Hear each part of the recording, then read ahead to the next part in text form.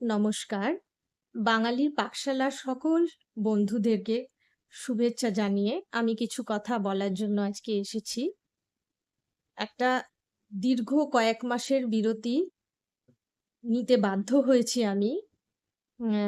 গত অক্টোবর মাস থেকেই মায়ের শারীরিক পরিস্থিতির কারণে নিয়মিত ভিডিও আমি আপলোড করতে পারছিলাম না।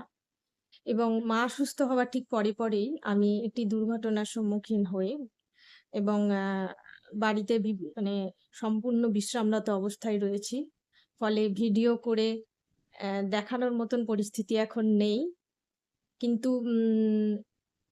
আজকে আসার পিছনে কারণ হচ্ছে একটাই যে আপনারা বাঙালির পাকশালাকে তার হারিয়ে যাওয়া পুরোনো দিনের রেসিপির জন্য যতটা ভালোবাসা দিয়েছেন, অ্যা আমি আপনাদের কাছে কৃতজ্ঞ।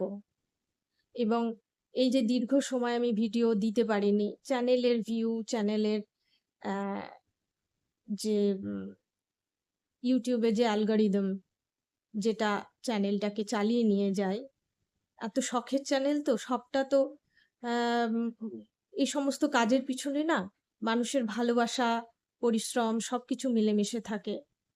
আমি বড্ড ভালোবেসে এই চ্যানেলটা করি। এটা আমার শখের শৌখিনতার একটা উম জায়গা। কিন্তু অনেকদিন আমি বিচ্ছিন্ন হয়ে রয়েছি, মনটা ভালো নেই। তারপরে দেখছি যখন ভিউগুলো অনেক কমে যাচ্ছে, উচ্চ অনেকটা বেশ এগিয়েছিলাম কিন্তু আবার পিছিয়ে পড়েছি। তবু দেখছি যে আপনারা কিন্তু আমার সঙ্গ ছাড়েননি। আপনারা কিন্তু আমাকে রীতিমতন সঙ্গ দিয়ে যাচ্ছেন। আমার ভিডিওগুলোর পুরনো ভিডিওগুলোর ভিউ আসছে।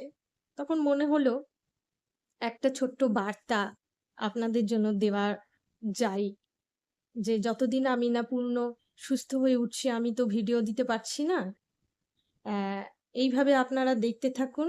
আর হারিয়ে যাওয়া রান্নার যত রকমের সম্ভব যেভাবে সম্ভব আমি আপনাদের জন্য সম্ভার নিয়ে অবশ্যই আবার ফিরে আসবো। খুব তাড়াতাড়ি ফিরে আসবো। ততদিন পর্যন্ত আমার পাশে থাকুন। চ্যানেলটাকে বাঁচিয়ে রাখুন। ভালোবাসা দিন। নমস্কার। আর কিছু বলব না। আবার দেখা হবে। খুব তাড়াতাড়ি ফিরছি আমি।